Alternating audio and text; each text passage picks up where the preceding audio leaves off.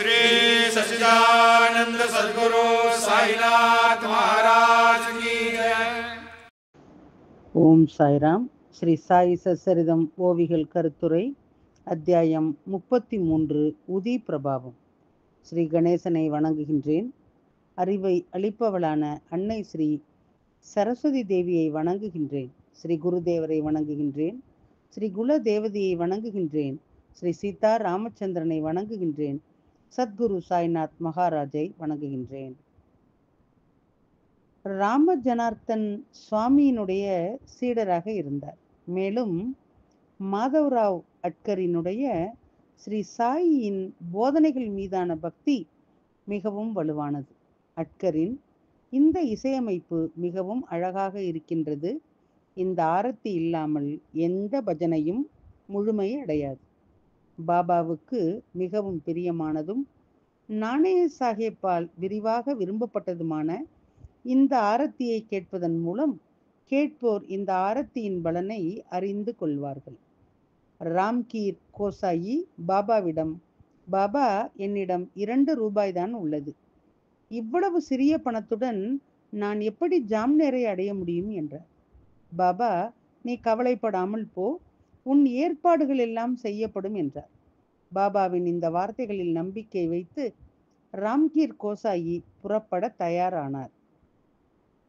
பாபாவின் அனுமதியை பெற்று பாபாவுக்கு மரியாதை செலுத்தி உதி பிரசாதத்தை எடுத்துக்கொண்டு பாபுகீர் பாபா பணியை முடிக்க ஜாம்நேருக்கு புறப்பட்டார். அந்த நாட்களிலே இன்றைய நிலையைப் போல ஜாம்நேருக்கு செல்ல ரயில் வசதி இல்லை.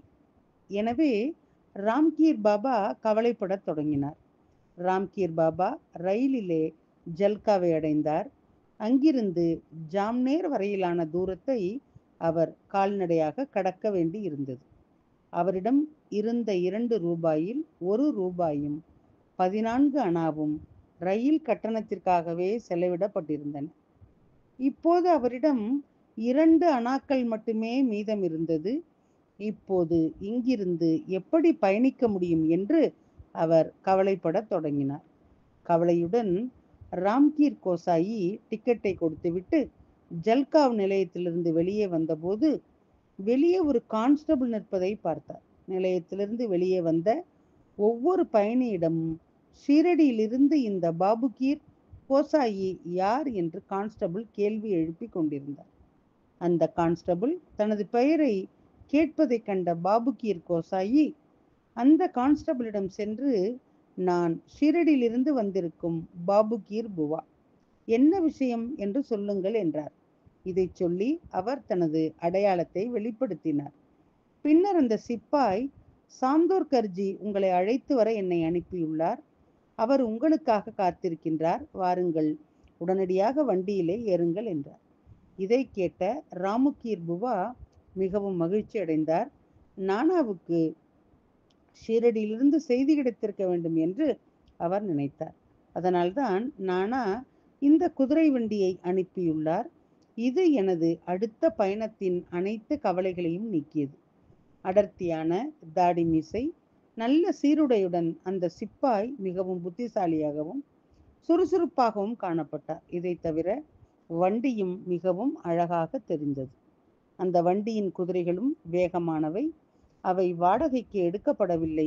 எனவே அவை மற்ற எல்லா வண்டிகளையும் பின்னால் விட்டுவிட்டு விரைவாக முன்னேறின. அந்த வண்டி இரவு 12 மணிக்கு ஜல்காவ் நிலையத்திலிருந்து புறப்பட்டது. பின்னர் அதிகாலை 5 மணிக்கு ஒரு நீர்வீழ்ச்சியினுடைய கரையிலே நிறுத்தப்பட்டது. பின்னர் வண்டியை ஓட்டும் சிப்பாய் தனது குதிரைகளை தண்ணீர் குடிக்க விட்டுவிட்டு, நான் குதிரைகளுக்கு தண்ணீர் கொடுத்துவிட்டு உடனடியாக திரும்பி வருகின்றேன். பின்னர் நாம் வசதியாக பழங்களை சாப்பிடுவோம் என்றார். நாம் குடிக்க தண்ணீர் கொண்டு வருகின்றேன். பிறகு மாம்பழம், பேடா, வெல்லம், பப்படம் சாப்பிடுவோம். அதன் பிறகு குதிரைகளை வண்டியிலே கட்டிக்கொண்டு நமது அடுத்த பயணத்தை தொடங்குவோம் என்றார்.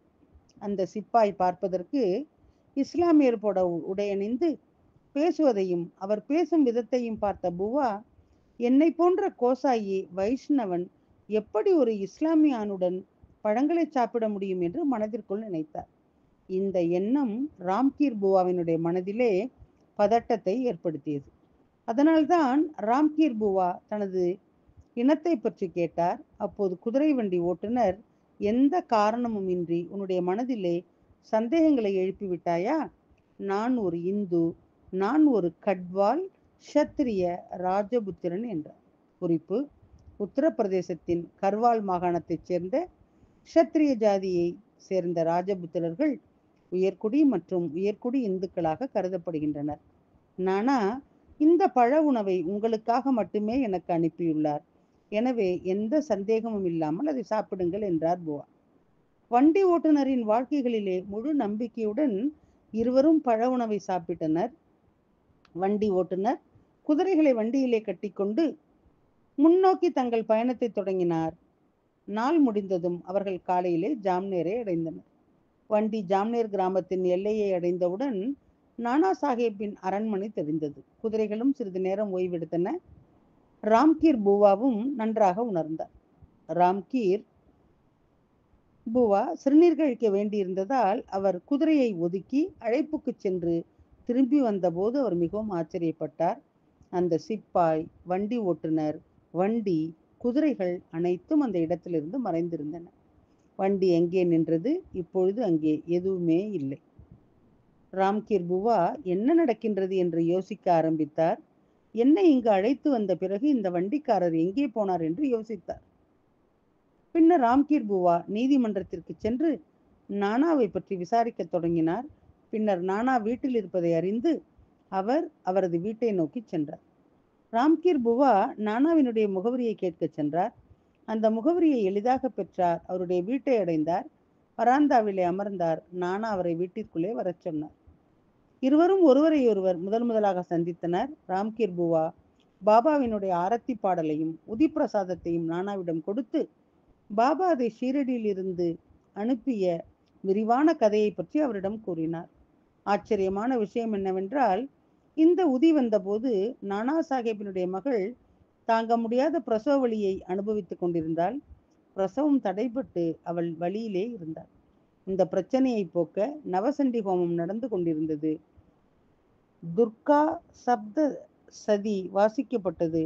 ராம்கீர் புவா இதை பார்த்து மிகவும் ஆச்சரியப்பட்டார். பசித்த ஒருவருக்கு 5 வகை உணவு நிறைந்த ஒரு தட்டை பெறுவது போல, அல்லது தாகம் கொண்ட கௌதாரி பறவைக்கு ஒரு கோப்பை அமிர்தம் கிடைப்பது போலவே இருந்தது. அந்த நேரத்திலே நானா அத்தகைய நிலையிலே இருந்தார். நானா தனது மனைவியை அழைத்து உதியை தண்ணீரிலே கலந்து மகளுக்கு ஊட்டச் சொன்னார். நானாவே பாபா அனுப்பிய ஆரத்தியை பாடத் தொடங்கினார். என்ன ஒரு ஆச்சரியம் நடந்தது என்று நீங்களே பாருங்கள். உதி கலர்ந்த தண்ணீர் கோப்பை அவள் உதடுகளை தொட்டவுடன் மகள் நிம்மதி அடைந்தாள் என்ற செய்தி உள்ளே இருந்து வந்தபோது சில கணங்களே கடந்திருக்க வேண்டும். உடனடியாக அவள் வழியிலிருந்து விடுபட்டு எந்த பிரச்சனையும் இல்லாமல் பிரசவித்தாள். நானாவின் மகள் அந்த வழியிலிருந்து விடுபட்டால் எல்லாம் பாதுகாப்பாக தீர்க்கப்படுவதைக் கண்டு அனைவரும் மகிழ்ச்சி அடைந்தனர். பின்னர் ராம்கீர் புவா நானாவிடம் கேட்டார், நீங்கள் அனுப்பிய குதிரை வண்டி எங்கே போனது? உங்கள் வீட்டின் முன் நான் அதை பார்க்கவில்லை. அந்த குதிரை வண்டி ஓட்டுநர் என்னை உங்கள் கச்சேரியிலே விட்டுவிட்டு எங்கே போனார் என்று எனக்கு தெரியவில்லை என்றார். பிறகு நானா, நான் எந்த குதிரை வண்டியையும் அனுப்பவில்லையே. எந்த குதிரை வண்டி? யார் அதை அனுப்பினார்கள்? எனக்கு எதுவுமே தெரியாது. நீங்கள் வருவீர்கள் என்றே எனக்கு தெரியாது. பிறகு நான் எப்படி உங்களுக்கு குதிரை வண்டியை அனுப்ப முடியும் என்றார். பின்னர் ராம்கீர் புவா குதிரை வண்டியினுடைய விரிவான கதையை அவரிடம் கூறினார். நானா உட்பட அனைவரும் அதை கேட்டுக்கொண்டிருந்தனர். பாபாவின் பாசம், அன்பின் நிழலை வழங்கும் மர்மமான செயல், பக்தர்கள் மீதான அக்கறை மற்றும் தனது மகளை வழியிலிருந்து விடுவிக்க இங்கு அனுப்பப்பட்ட மழுப்பலான குதிரை வண்டி ஓட்டுநரின் அனுபவத்தால் நானா மிகவும் மயங்கி போனார். பக்தர்களின் பக்தியின் காரணமாக அன்பின் உருவமான ஸ்ரீ சாய் பகவானின் லீலைகள் இவை அனைத்தும் நெருக்கடியான நேரத்திலே அழைப்பை கேட்டு ஓடி வந்தார். குதிரை வண்டி எங்கே? சிப்பாய் எங்கே? பாபாவை ஏற்றுக்கொண்ட லீலைகள் இவை அனைத்தும். இப்போது முன்னர் நடந்து கொண்டிருந்த நாராயணாவின் கதையை அமர்வை தொடர்வோம். நாராயண் ராவ் ஸ்ரீ சாயினுடைய தரிசனத்தை பெற்றார். அதன் பிறகு பாபா தனது உடலை விட்டு வெளியேறி மகா சமாதி அடைந்தார். 1918 ஆண்டு விஜயதசமியினுடைய மங்களகரமான சுப முகூர்த்தத்திலே பாபா தனது உடலை பூமிக்கு ஒப்படைத்தார். பாபாவின் நிர்வாணத்திற்கு பிறகு அவரது சமாதி தயாரானது. அதற்கு முன்பு பாபா உடல்நிலையிலே இருந்தபோது நாராயண் ராவ் பாபாவை 2 முறை தரிசிக்கும் அதிர்ஷ்டத்தை பெற்றார். பாபா சமாதி அடைந்து 3 ஆண்டுகள் கடந்து விட்டன. பாபாவின் சமாதிக்கு செல்ல வேண்டும் என்ற தீவிர ஆசை இருந்த போதிலும் அவரால் ஷீரடிக்கு செல்ல முடியவில்லை. எனவே அவர் அமைதியற்றவராக இருந்தார். 1 வருடம் முன்பு பாபா சமாதி அடைந்த போதுதான் நாராயண் ராவ் பல்வேறு உடல் நோய்களால் சூழப்பட்டார். எல்லா வகையான சிகிச்சைகள் இருந்த போதிலும் அவரது உடல்நிலை எந்த பலனையும் பெறவில்லை.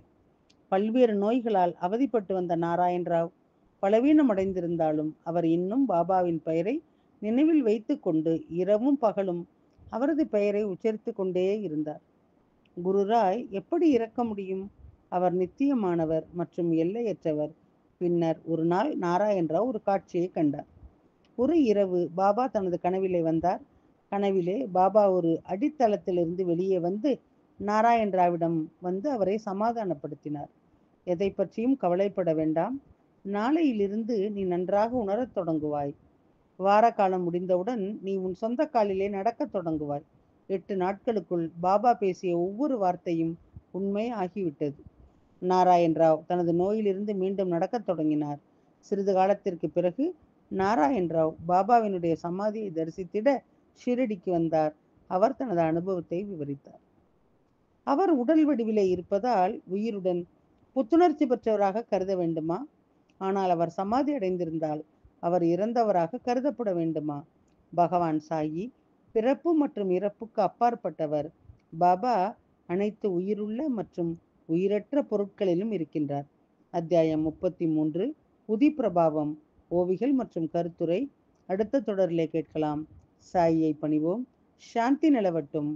ஓம் சாய்ராம். श्री सच्चिदानंद सद्गुरु साईनाथ महाराज की जय।